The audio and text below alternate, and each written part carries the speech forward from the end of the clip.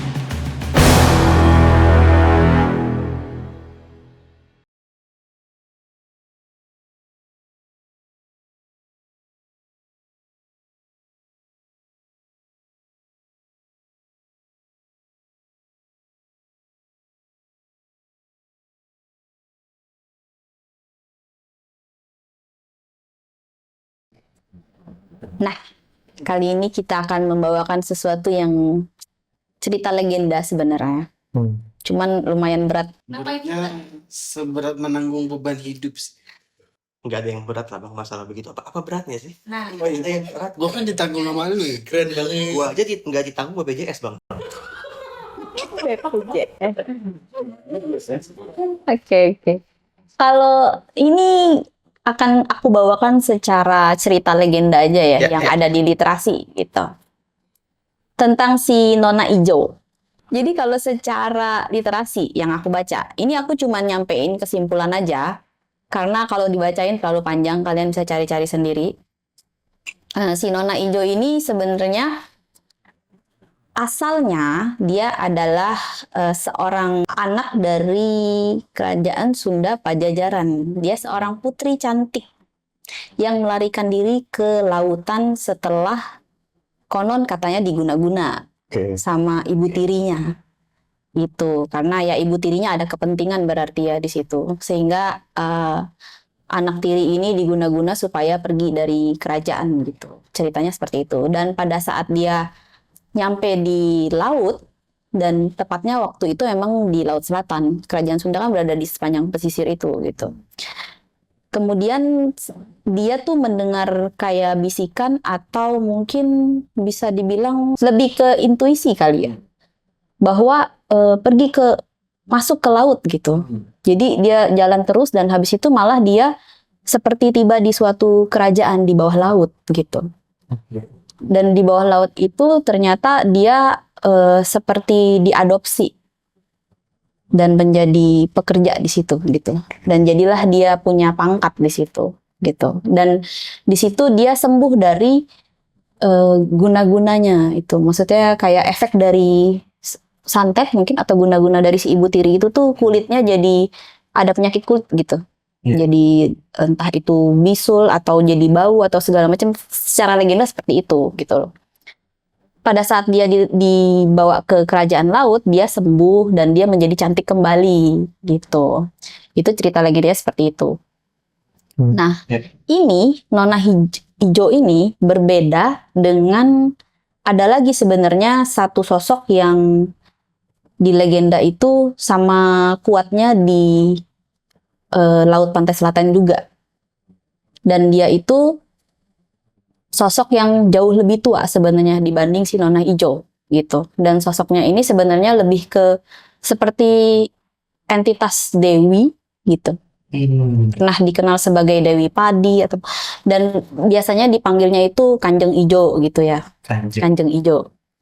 Nah, si Kanjeng Ijo ini itu berbeda sama Nona Ijo tadi gitu loh. Cuman mungkin kali ini kita mencoba lebih fokus ke Nona Ijo dulu. Karena Nona Ijo ini kayaknya ya, kalau dari yang aku baca, itu ternyata awalnya cuman manusia biasa.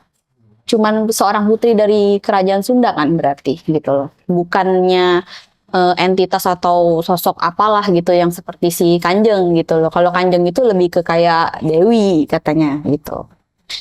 Nah, kalau si Nona Ijo ini jadinya aku tuh pengen ada validasi secara supranatural dari Bang Adam tentang sejarah legenda yang ada di sini itu bener apa nggak sih? Dia tuh awalnya manusia, putri dari kerajaan Sunda gitu, yang akhirnya keusir gara-gara ibu tirinya gitu. Apakah ceritanya seperti itu gitu. Dan juga aku ngelihat pola yang terjadi waktu dia ketarik ke laut selatan, lalu dia malah menemukan suatu kerajaan, istana gitu di bawah laut. Ternyata pola itu berulang, terjadi terus kepada orang-orang yang pas di laut selatan atau mengunjungi, Tidak template aja orang lain karena itu yang diliatin. Iya, seperti ada pola gitu loh. Pas aku baca-baca saksi-saksi yang pernah ketarik ke Laut Selatan gitu. Itu, tapi mereka hidup lagi atau balik lagi atau memang sebenarnya nggak pernah ketarik, nggak tahu juga gitu lah. Atau kena manipulasi atau apa. Tapi polanya sama. Mereka seperti seolah-olah masuk ke suatu kerajaan di situ gitu loh. Dan melihat kerajaan itu gitu. Kerajaannya wah gitu. Sampai ada apa? Dan kereta kencana ya. Iya, jadi yang katanya ya, kalau misalkan orang yang pakai baju hijau ke sana, katanya suka diliatin sebelumnya tanda-tandanya kalau misalkan mau diseret lah. Itu pasti ada kereta kencana di tengah lautnya. Jadi orang itu bisa melihat hal itu. Dulu, iya. Ya, melihat vision seperti itu dulu. Seolah-olah dibawa Ya. pakai kereta kencana. Makanya ya itu yang membuat dia penasaran, itu apa gitu loh. Kaget dia juga. Iya. Dan bukan cuma 1-2 orang yang bersaksi seperti itu, banyak gitu loh. Jadi itu sudah menjadi sebuah pola gitu loh di laut itu gitu loh. Apakah memang laut ini ya mistisnya itu seperti itu atau karena cerita legendanya jadi orang taunya seperti itu gitu. Nanti akan dijawab sama Bang Adam ya, tapi nanti. Dan kemudian Gua yang jawab nih. Tapi emang bisa, Bang? Emang bisa manusia berubah kayak gitu, jadi entitas yang lebih itulah ibaratnya. Kayak tadi kisah yang Chief ini omongin. Bisa. maksudnya dari manusia terus Jadi jin. ketarik Iya, ke alam jin. ke alam jin gitu mungkin gitu, dan habis itu di sana Punya pangkat. jadi punya pangkat, terus jadi ya istilahnya orang-orang jadi taunya dia jin gitu. Fisiknya atau enggak sih? Sebenarnya. Di cerita itu tidak dinyatakan ada meninggalnya sih. Jadi kita nggak tahu ya, karena itu kan legenda, susah di track gitu loh. Oke. Oh, gue jawab Iya. Tadi mungkin nggak kata Jidan. jawab 2 versi. Iya. Kalau jawaban versi pertama ada. Oh, ada ya? Iya, di apa? Kalau di apa tuh di Avenger namanya Hulk. Ada. Itu hijau juga tuh. Tapi kalau secara fakta apa ya antara hubungan supernatural dengan dunia nyata, setahu gue nggak ada. Dia harus mengalami kematian terlebih dahulu baru bisa. Dari situ. Mengalami. Nah, kalau mengalami kematian terlebih dahulu, apakah mungkin arwah manusia berubah? Kematian kali istilahnya. Intinya harus meninggalkan, mungkin harus gue ganti kali. Bukan bukan mati, tapi harus meninggalkan raganya dulu. Jadi sukmanya tuh harus Ya, raga sukma. Arwahnya. Sukma. Tapi arwah manusia bisa berubah jadi ini, arwah jin. bisa. Bisa ya? Bisa. Kan arwah monster. Oh, oke. Gue paham bisa. Bukannya itu lebih ke kayak ini ya, udah kontrak dengan iblis. Kontrak di situ nih. Tapi maksudnya kalau jin itu kan jin, awalnya memang sudah jin gitu. Enggak, itu kita masukin frekuensi mereka itu bisa. Kalau bisa kita bentuknya udah energi ya, kita bisa masuk ke kayak dunia dimensi mereka. Dan bisa mendapatkan pangkat yang dia mau lah ibaratnya. Kalau pangkat ya ketentuan atau kebijakan Mereka aja. pemimpin di sana sih. Oh iya. Oke. Gue bukan pemimpin di sana, di sini nggak tahu. Tapi lu pemimpin di sini. Tapi di sini nggak ada nona hijau dan Ada. Adanya es pisang hijau.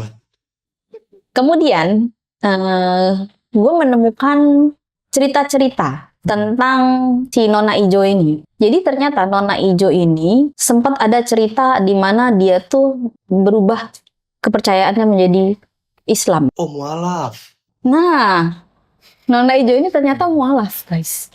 Jadi ceritanya waktu itu ada salah satu wali Songo yang dikenal sakti, namanya Sunan Kalijaga.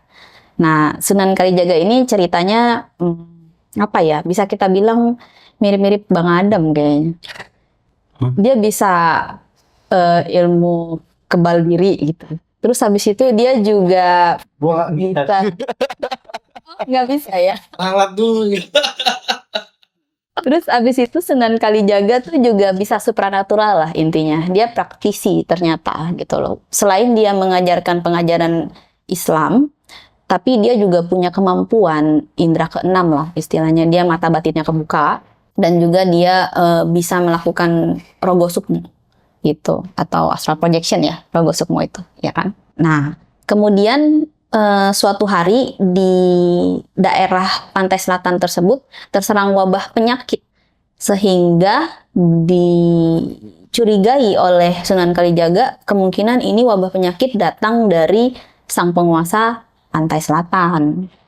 Nah, dari situ Sunan Kalijaga ya melakukan serangan supranatural lah ya.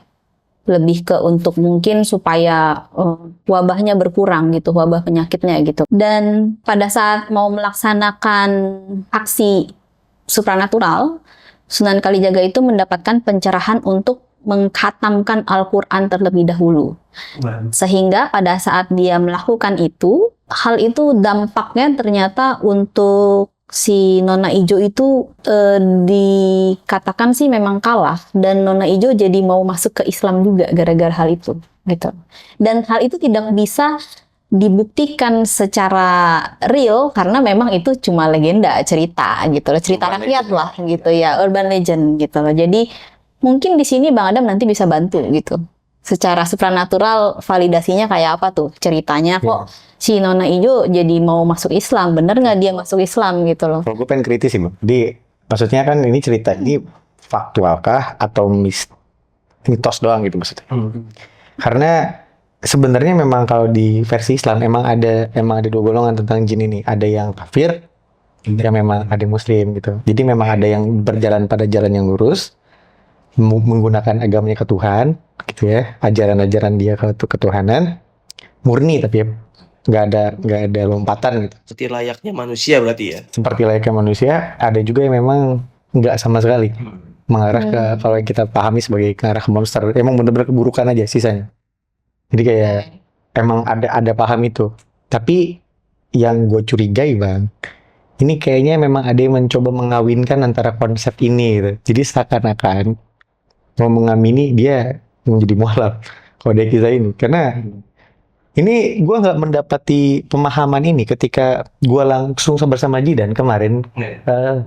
Bulan Mei kita kesana. Oh, oke. Ingat nggak? Oh iya, Iya. pengalaman gimana tuh? Pengalaman mereka menjadi mata-mata. Hai, Anjir. sebagai ini nih, Iya. sebagai customer ya. Iya. Gimana? Coba ceritain. Pas itu kita memang mendapatkan suatu misi dari Dewan 12 lah ya. Nah, di situ kita menamakan misinya itu adalah Orochi, ya kan? The Orochi Mission, ya kan? Yang memang bertujuan untuk menjadi spy, mengendap-endap di sana untuk mencari tahu informasi mengenai si Nona Hijau itu di sana seperti apa. Dan memang tempatnya itu sudah terkenal. Nah, di sana adalah tempat petilasan. Dan memang di situ ada suatu makam. Nah, di suatu tempat ruangan di sana sebenarnya ada 2 makam, ya. Dan satu ini untuk Nyonya Hijau dan satu lagi ini untuk Nyonya apa ya sebutnya? Dragon. Nyonya Dragon aja sebutnya. Nah, ini dua-duanya ini adalah salah satu roh-roh jahat lah bisa dibilang. Dan memang di sana ditancapkan suatu makom, bukan makam ya, makom, cuman tempat. Ibaratnya kayak ini apa ya? Tempat ini. Pas seolah bersemayamnya. Ya itu. Mereka punya jejak di sana lah. Pernah menetap di sana gitu loh. Jadi di sana seolah-olah ya banyak orang datang ke sana untuk mencari berkah, bisa dibilang. Untuk mencari berkah dengan lantunan-lantunan ayat-ayat yang ada di dalam kitab suci.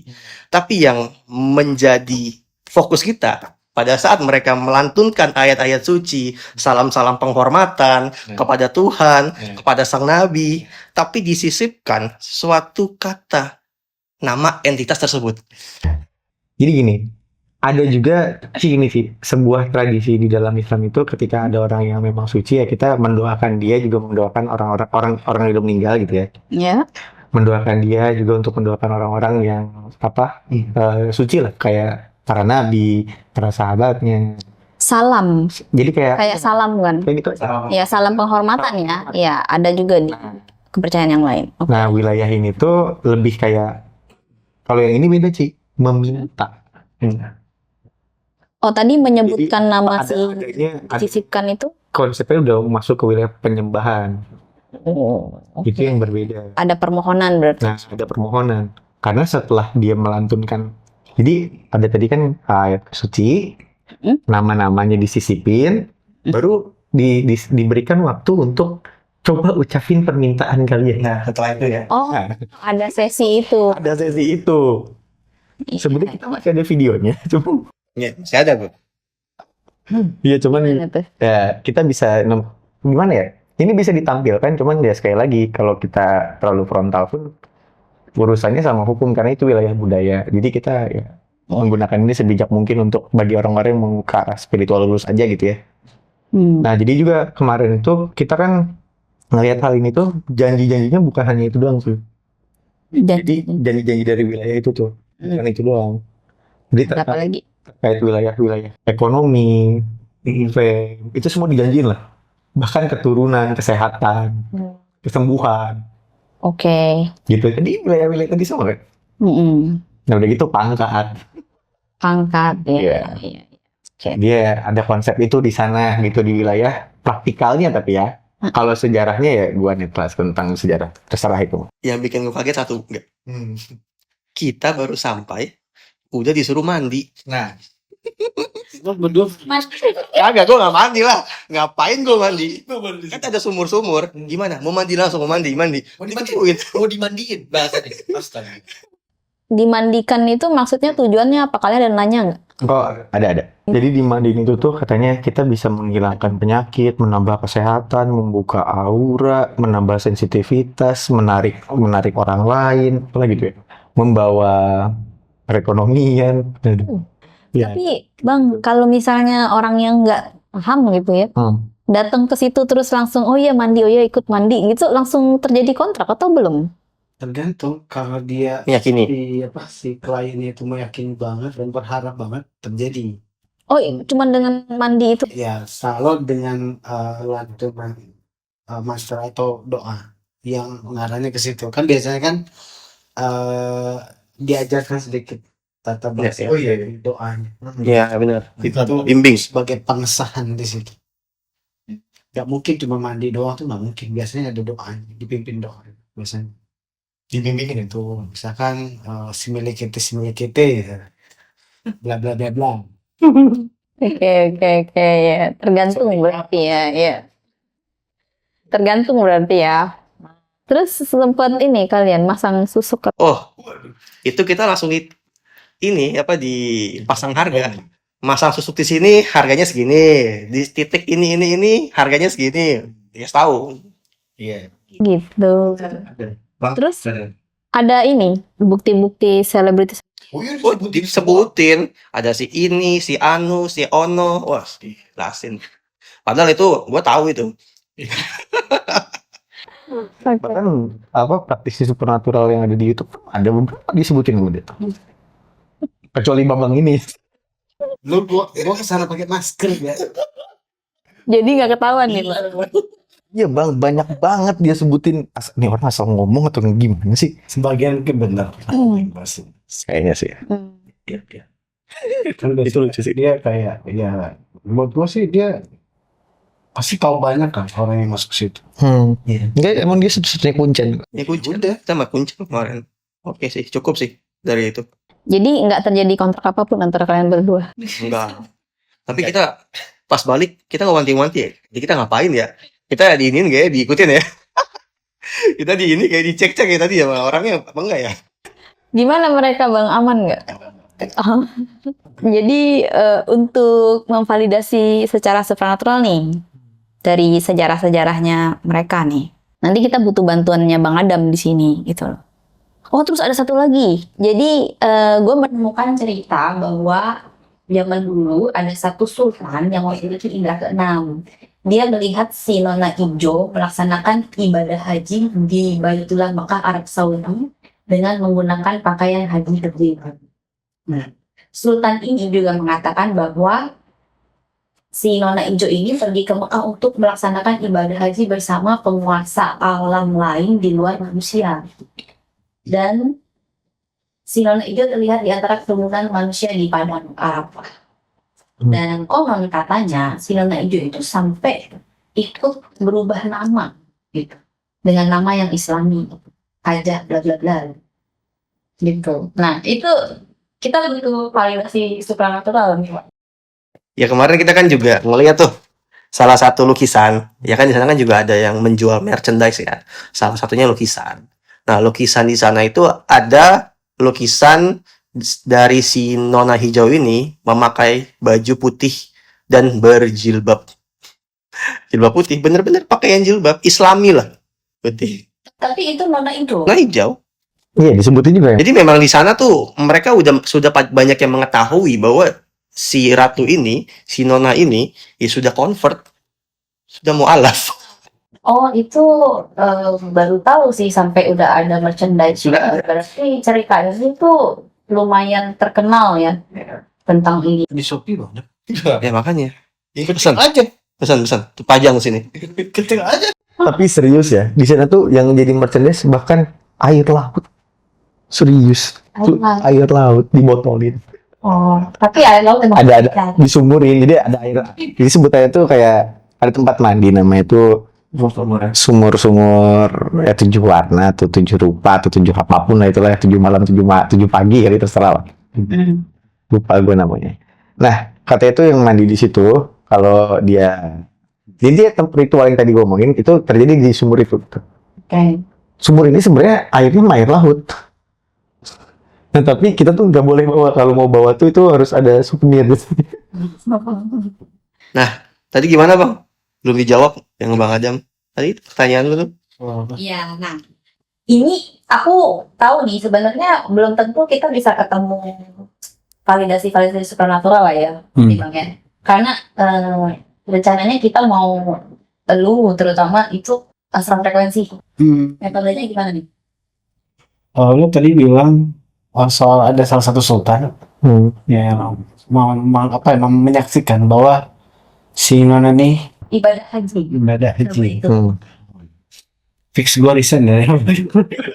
Kayak guys, tugas gue selesai di keluarga oleh sebelum memberantas kesesatan. Gue bakal ngelamar lagi di Avenger. Justru kita disembunyikan mau ini. Lah kita kan tugas gue selesai. Bukannya kita ini lagi membuat Avenger. Enggak, jadi kalau buat gue pribadi itu enggak. Kalau emang dia melakukan hal seperti itu, fix dia bakal diusir dari kerajaan sih. Di sini. Jadi itu enggak akan mungkin. Banyak politik lah feeling gue. Jadi enggak mungkin sesimpel itu. Tapi memang kalau dari yang aku baca ini, secara pola di zaman kerajaan Mataram Islam pada zaman itu, memang kebanyakan raja-raja yang di Jawa ini menggunakan sosok mistis yang penguasa pantai selatan ini untuk berpolitik sebenarnya. Tapi aku juga nggak paham nih kenapa mereka bisa menggunakan sosok mistis ini untuk berpolitik. Berarti nggak mungkin cerita legenda itu muncul tiba-tiba begitu aja terus orang langsung percaya kan? Pasti ada something yang terjadi di situ sampai orang-orang jadinya oh ya sama-sama ikut merasakan atau sama-sama ikut melihat atau saking banyaknya yang bersaksi lah gitu sehingga dipercaya gitu oleh masyarakat pada zaman kerajaan Mataram Islam itu. Atau dinaturalisasi. Maksudnya dinaturalisasi? Ajaran keagamaan dinaturalisasi secara lokal seperti. Oh iya. diblurin. Dipadukan memang Nah, pengajaran Islam dari Wali Songo di daerah Jawa khususnya kan mereka memadukan dari seni, dari budaya supaya lebih gampang diserap oleh Iya. masyarakat lokal. nah itu kan ada apa? Itu kan adalah pola penyebaran kan ya. Tapi kalau konsep teologis bisa nggak gitu? Nah, kan, Maksudnya nah itu wilayah batas sebenarnya di situ. Ya nggak, Dan? Itu sudah masuk yang namanya sinkretisme. Yang artinya Mencampur adukan Iya. suatu keagamaan Nah. dengan bisa dibilang unsur kebudayaan ataupun keagamaan yang lain. Jadi dicampur adukan. Seolah-olah ya. Seolah-olah dengan tanda kutip tapi. Ya, biar aman sih. Oke, tapi kalau secara pengajaran secara Islam gitu ya, seharusnya tuh gimana nih soal dinamisme, animisme ini itu dilokalkan kayak gitu? Batasnya sampai mana gitu? Batasnya nggak boleh, tegas ya. Kalau ditanya batasnya nggak boleh sebenarnya. Tidak bisa dicampur. Ya? Apalagi untuk teman-teman El Warrior yang beragama Islam pasti mengerti apa yang saya omongin, kayak Ajin ada, di surat Yasin ada. Itu keterangannya jelas banget sih sebenarnya tentang tiadanya ilah-ilah lain satu, yang juga nggak boleh adanya penyekutuan. Ya. Itu tuh benar-benar tegas dan kokoh gitu. Jadi bener-bener nggak ada pola lompatan ke jin tuh nggak. Karena kan kaumnya Nona ini kan memang kaum jin nih. Jadi nggak bisa ada lompatan ke sana. Oke. Gitu, nggak ada perpanjangan tangan kayak gitu. Jadi kalau ada miskonsepsi pada wilayah masyarakat yang mengikuti budaya dan mencampurkan tentang konsepsi keagamaan, itu mah kembali lagi ke mereka personal. Tapi secara kalau keislaman pada fundamentalnya nggak bisa. Gitu loh. Kalau yang setahu gue juga kan itu satu konsep pemain di Yahudi ya. Coba. Kalau secara di perjanjian. Makanya kan ini yang tadi Ayu bilang awal itu. Berarti apa yang telah mereka kerjakan itu udah termasuk unsur penyekutuan. Iya dong. Sepakat ya? Itu udah termasuk dari unsur penyekutuan pada Tuhan itu. Nah, makanya di dalam perjanjian lama atau di dalam Taurat, ya di dalam kitab Sefer Wayikra atau bisa dibilang kitab Imamat di pasal 17 ayat 7 itu tertulis bahwa jangan mempersembahkan ya korban kepada jin-jin, kepada mereka itu jin-jin, sebab menyembah jin-jin itu ataupun setan-setan itu adalah perbuatan zina. Betul. Menyekutukan Tuhan. Nah kan ini konsepsi bahasa di dalam Taurat memang seperti itu. Ya. Jadi dalam konteks menyekutukan Tuhan itu diksinya itu seperti itu. Dikatakan berzina lah dengan ilah-ilah lain. Makanya di dalam salah satu kitab yang lain, di dalam kitab Yeremia itu kan disebutkan bahwa bangsa Israel itu juga pernah melakukan hal seperti itu dahulu. Bahkan lebih ke ini, berhala. Menyekutukan Tuhan dengan berhala. Tapi kan notabene berhala-berhala itu kan di dalamnya kan pasti ada something. Iya. Pasti ada penunggunya. Patung kan pasti ada something di situ. Jadi secara nggak langsung ya itu juga. Kalau aku tegasin lagi, polanya lebih ke karena masyarakat lokalnya ya, yang mungkin sebenarnya dari Wali Songo itu, sunan-sunannya itu cara pengajarannya benar.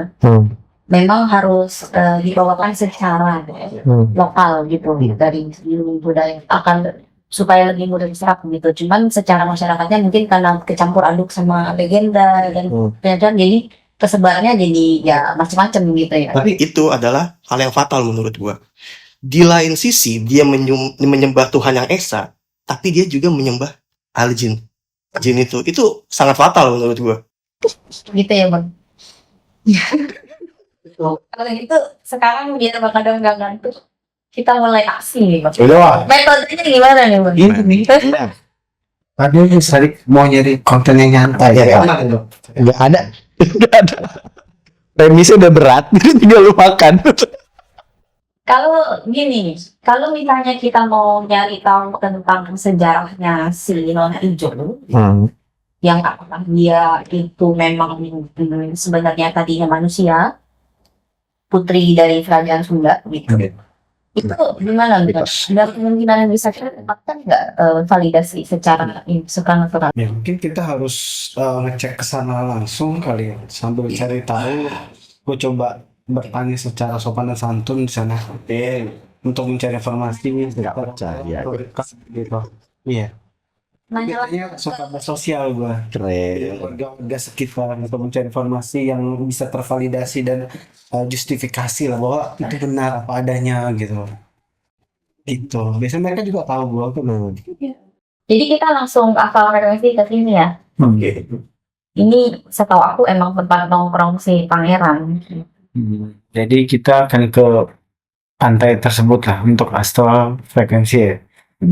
Tadi sempet sih pas gua detek secara map frekuensi. Kak ada map nih. Gua zoom. Ternyata ada banyak spot astral yang kategorinya ya lumayan sih dengan ukuran terus energinya lumayan. Jadi ada beberapa spot di sini. Ada beberapa spot dan gua rasa mereka hidup dengan damai, tentram, dengan ada uh, suguhan para orang-orang sesat yang mencari ambisi mereka. Maka sudah tugas elu untuk Menghancurkan. betul sekali. Tidak bergabung lah, Kan lu dong yang pergi Bang. ya juga berarti. Kita cuma Justru menyertai gua dari belakang. mau magang. Jadi banyak banget terasa yang lumayan ya punya power lah dan mereka hidup nyaman dengan sistem yang tenang gitu. Karena mereka ngerasa udah apa musuh mereka kayaknya sudah tidak ada kemungkinan buat menyerang. Mereka pikir seperti itu. Masih ada di situ. Jadi gitu aja kali gua akan kesana, gua akan cari informasi dan mungkin dia nanti nyari apa ya info itu kalau gue itu searching aja gitu aja paling kita doa bareng dulu.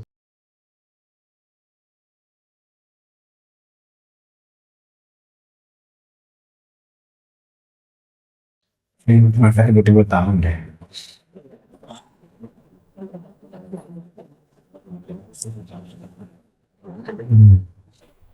Sudah lama tidak astral frekuensi. Gue kayak ngeliat ada banyak yang nungguin. Mereka kayak tahu gitu. Ada yang siap-siap ya. Kayak padahal ngumpul di area kayak pantai ini gitu. Di area sini.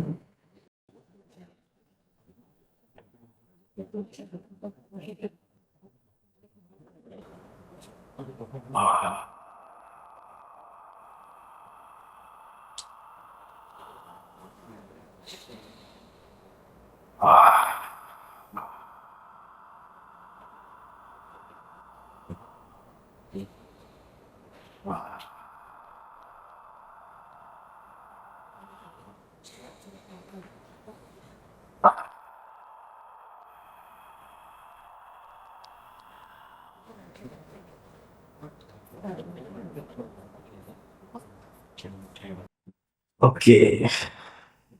Aduh. Gue di pinggir pantai posisinya terus kayak ada kekepung duluan. Iya, gue juga ngerasa dikepung. Tidak nyaman ya? Kayaknya nyamuk. Nggak nyaman gue rasanya. Terus kayak ada salah satu mungkin petingginya Iya. menyampaikan. Jadi posisinya kan gue dikelilingin. Gue tuh banyak sebenarnya. Iya.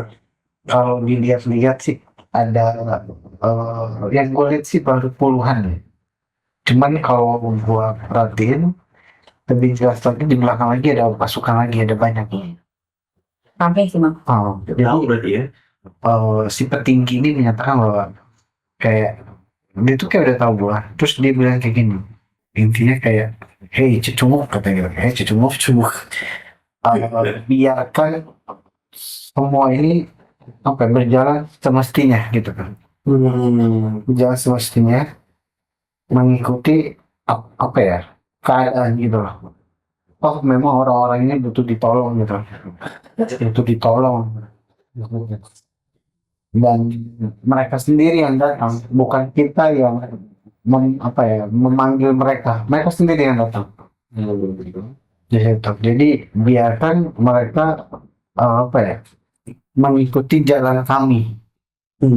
Karena mungkin jalan kalian membuat mereka tidak nyaman gitu. Jadi seolah kayak ada dua jalan nih, kita sama itu berangan deh. Iya betul. Sebenarnya ya si astral ini, astral negatif ini atau ya dia kan sih masih jin sih. Jin ini berpikir bahwa jin jahat ya. Jin jahat itu menyampaikan bahwa ya mungkin si para pendatang itu ke sini nggak nyaman dengan jalan agama atau jalan spiritual yang ada gitu loh. Mereka lebih nyaman ke jalan spiritual versi mereka. Di sini. Ya, dia megang tangan gua. Dan di sini para tamu itu diterima dengan baik gitu loh. Diterima dengan baik dan perekonomian di sini berjalan. Jadi banyak jasa-jasa di sini kata dia gitu kan. Dan pada akhirnya warga sekitar bisa mencari keuntungan di situ. Ada nilai sosial di sini. Wow, tinggi sih emang ini. Yang disampaikan kayak masuk akal gitu. Kualitas politik. Ya udah, terus kenapa ngepung kita?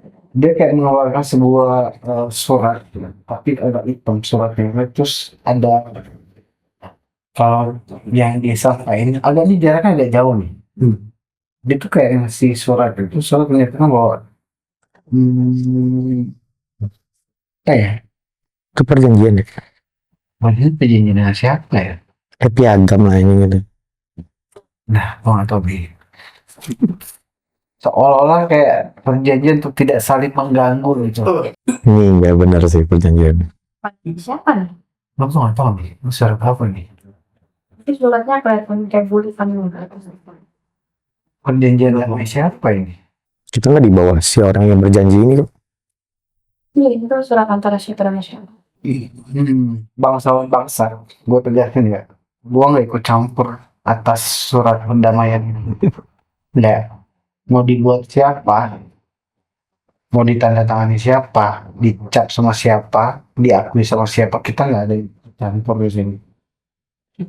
Tapi soalnya kayak dari pihak manusia lah yang menyetujui ini, jadi ada banyak di situ.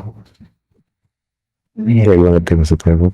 Tapi bukan berarti mereka mewakili kami atau mewakili semua. Itu mereka yang berjanji, ya hanya mereka yang menyetujui dan melakukan atau mengikuti perjanjian tersebut, bukan dari pihak kami. Jadi ini kayak kita nggak peduli katanya gitu kan. Yang penting sudah ada surat perjanjian damai gitu kan, bahwa tidak boleh mengganggu wilayah kami katanya gitu. Ini udah menjadi sebuah surat perdamaian gitu. Sejak kapan ini? Terus baru sih.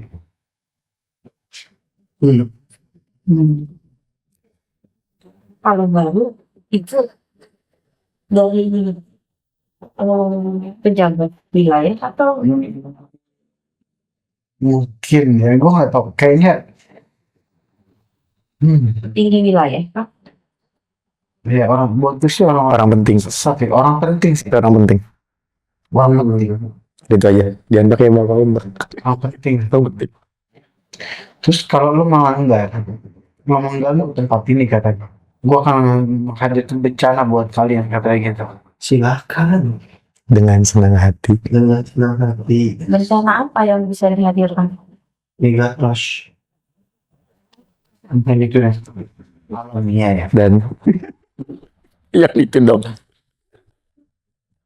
Mau ngancam sesuatu yang alamiah bakal terjadi. Apa itu bener? Ya, nggak, ya gitu kan. Di situ.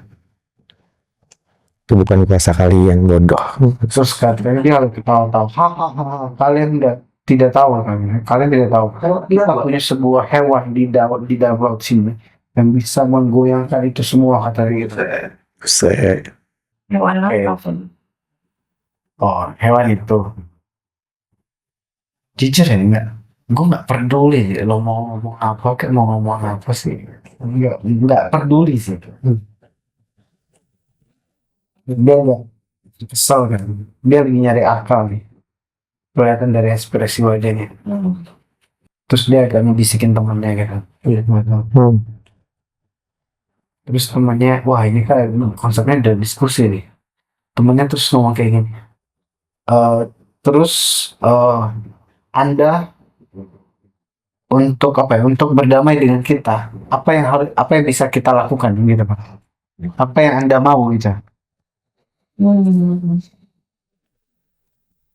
Robek jalan itu Enggak. Menarik, tapi pertanyaan dulu iseng ya. Apa yang bisa lo kasih? Jabatan bukan? Jabatan, jabatan, dan jabatan di dunia juga. Karena banyak penyembah, pejabat-pejabat yang menyembah.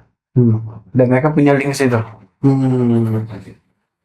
Lo akan mendapat jabatan di dunia maupun di sini. Di situ. di dunia maupun di sini. Tapi karena dia harus bersumpah atas sumpah darah, kata dia gitu. Kontrak. Sumpah dengan darah. Oke, berarti Selain itu apa lagi? Wanita. Betul. Kau berhak menikahi banyak wanita ini. Nah. Selain itu, wanita Wanita asal apa wanita beneran? Di sini, di sana gitu. dua-duanya mereka kayak memastikan, kayaknya sih yang satu ini kayak meyakinkan gua bahwa lu bisa memilih wanita baik bangsa jin maupun bangsa manusia. Di situ. Terus apa lagi? Boleh nanya. Oke. Kita akan membantu lo dalam menghabisi musuh-musuh lo. Jadi misalnya kalau gue punya dendam sama banyak orang atau siapa gitu, itu mereka bisa bantu untuk menghabiskan atau menyerang si musuh gue misalnya. Selain itu, kekuatan terakhir katanya. Kita bisa memberikan kekuatan yang lo mau. Asal jangan menginjak lebih dari tempat lo berdiri. Jadi gue nggak boleh injak lebih. Jadi gue nggak boleh ke situ. Seru sih ini. Ini enggak. Menegangkan. Jawab dengan cepat kata dia gitu. Kalau enggak, nih, kenapa? Kalau gue pikir-pikir, Iya, suka nih step. gue selalu juga bosan sih di uni. Gimana kalau bulan aja bisa nggak? Bulan-bulan gitu. Lucu banget lagi. Yang bercanda ada kayak gitu. Jangan bercanda. Kata dia gitu. Bulan bukan tempat manusia kata dia gitu. untuk apa? Untuk apa? Sebagai bangsa yang lain kata dia gitu. Oh iya? Oke. Padahal itu cuma bercanda. Oke. Terus ada pilihan lagi. Cukup kata dia gitu. Kecuali kau meninggalkan jasadmu dan menyaksikan kami di situ. Maka budaya kita akan menikahkan lu sama si salah satu mungkin yang lo inginkan di antara yang Dayang gitu. ya di antara si pemimpin-pemimpin itu lah di situ. Dan tentunya lo harus bersumpah setia bersama kita kata dia gitu. Kalau nombalin temen ya Nanya tentang si Mama Ijo, Bang. Mama Ijo itu awalnya benar putri dari suatu kerajaan. Manusia. kayak gini. Kerajaan Sunda. Gue nggak mau melangkah dulu, gue mau bertanya dulu. Kalau jawabannya lumayan menyenangkan gue nggak akan melangkah. Cuman di saat jawaban lo kurang menyenangkan, gue nggak akan melangkah. Gue mau bertanya, cukup suara teman lo tadi itu udah kedengaran. Oke. Kami nggak berhak menjawab ini katanya. Kami nggak berhak menjawab ini. Dan bukan kami nggak, dia kayak ada sebuah adat di mana kayak nggak boleh menceritakan pimpinan mereka kepada orang asing. Bisa itu. Ini kayak nyebut Voldemort nih. Gak boleh nyebut ya. Iya. The name. Hukumannya paling kita mati di tangan Anda atau kita mati di tangan pemimpin kami. Oke. Boleh nanya lagi nggak? Kalau misalkan ada manusia nih yang deket-deket di pantai, pinggir pantai situ, terus mengalami seperti seolah-olah masuk ke kerajaan mereka, itu sebenarnya siapa yang bikin seperti itu? Apakah itu ada sistem pola atau Manipulasi itu. manipulasi oleh siapa gitu? Dia menyampaikan bahwa kita terbuka atau tempat ini terbuka untuk orang-orang yang sesat di dunia mereka. Di situ kita menerima, di mana mereka tidak mengalami kebahagiaan di dunia mereka, dan mereka akan mendapatkan kebahagiaan di sini bila mereka mengakui bahwa nyonya dan ratu adalah punya nilai tinggi di hati mereka. Oh, Di situ oke. terus Jadi sesembahan buat fix. Sembahan dari dan bagi mereka yang telah datang di sini memang diwajibkan untuk selalu dalam setahun atau mungkin bulan untuk melakukan sesembahan ke sini, atau ya mungkin sakral apa sebuah acara sakral Jadi rutin ya, di situ. rutin. tahun. Itu kewajiban mereka di situ. Kewajiban. Ya, itu Memang setiap kewajiban tahun mereka kan ada perjanjian ya. di situ.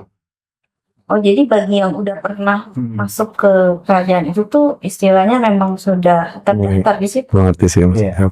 Di situ. Oh, oke. Bahkan bukan cuma perorangan. Yang memegang kekuasaan pun di sana setiap tahun rutin, Hmm. dan rakyat mengikuti itu. Ibaratnya. Di situ. Iya. Ini wilayah terlarang untuk para musuh, dan ini buat kami adalah tempat ibadah kepada pemimpin kami. Sesuai bang. Siapa pemimpinnya? Sesuai. Apa dia? Sesuai dong. Dengan apa yang tadi. Iya, memang kita belum lagi negosiasi, Bapak. Dia tetap ibadah juga. Hmm. Pemimpinnya siapa tapi Yos? Itu soalnya siapa? Siapa? Kita tuh dianggap musuh sih. Kita datang baik-baik kan. Mereka terlalu kencang banget. Kenapa sih Anda ada di sini? Panik. Orang kita datang baik-baik. Buat saya datang dengan sangat sopan. Tapi kok langsung ngaku? Iya betul. Tidak sekali Anda. Gue nggak layak juga sih kalau gue langsung jalan terus bilang kok kayak gini. Nggak layak sih. Emang wilayahnya ada hak mereka ya untuk kali ini ya. Gue sih ngeliat Bang Adam sih. Kayak dikepung memang. Makanya coba bang hadirin cahaya dikit bang. Kita gue jamin meleleh dia. Jadi kenapa ya gue? Aduh. Oke, gue rasa kalau gue mengganggu di sini pun gue nggak punya hak mau. Ya nggak. Panggil yang punya hak. Atau dia juga sih di sini yang tetap gitu. Malam itu. Ya, Oke. kayak penting. Lagi manusianya sih lagi sepi. Bukan lagi harinya. Bukan harinya ibadah. Tegang sekali ya. Apa nih kira-kira yang bisa kita kulik nih?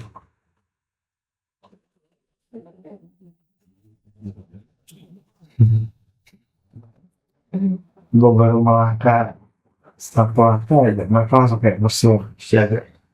Itu udah tombak semua yang lain. Tombak warnanya shield. tunggu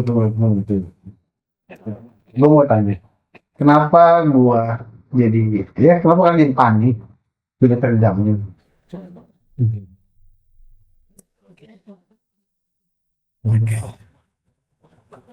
karena Anda itu adalah salah satu musuh besar buat kerajaan kita. Gitu. Gue suka sih. Nama lu siapa ya?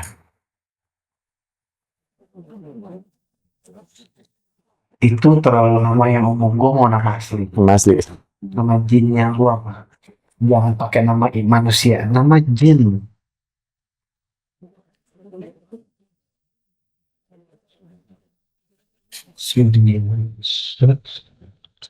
Su.